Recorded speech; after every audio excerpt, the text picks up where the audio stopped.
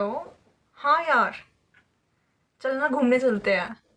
हाँ क्यों नहीं यार, चल वैसे भी आज और कल की तो छुट्टी है ना, तो आज हम दोनों घूमने चलते हैं। अरे यार होगा ना कुछ, पता नहीं है अब किस चीज़ की छुट्टी है।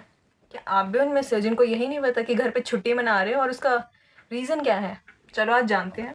तो जैसा कि आप सभी को पता ही होगा कि आज छुट्टी है, और आज ये छुट्टी अंबेडकर जयंती की वजह से है।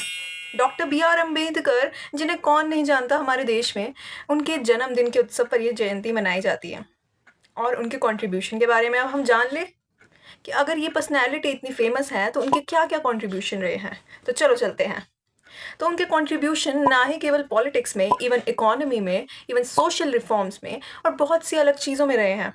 उन्होंने देश के प्रोग्रेस करने में, देश की इकोनॉमिक की ग्रोथ पे फोकस करने में अपना कंट्रीब्यूशन दिया है। So if I talk about the politics, his biggest contribution was the draft of Indian Constitution. It was based on the ideologies of his and the committee, drafting committee.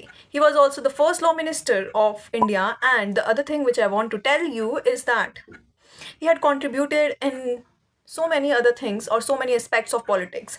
उन्होंने सबसे पहले India में separate electorate system की बात की थी। उसके बाद अगर उनका कंट्रीब्यूशन देखा जाए इकोनॉमी में, सो जो आरबीआई का ड्राफ्ट है 1934 में जो कि प्रेजेंट किया गया था, that was again presented by him.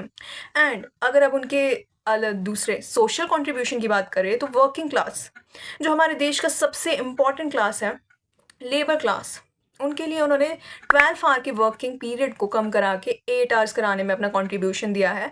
और इम्पॉर्टेंट मैटरनिटी बेनिफिट्स की भी बात उन्होंने की है।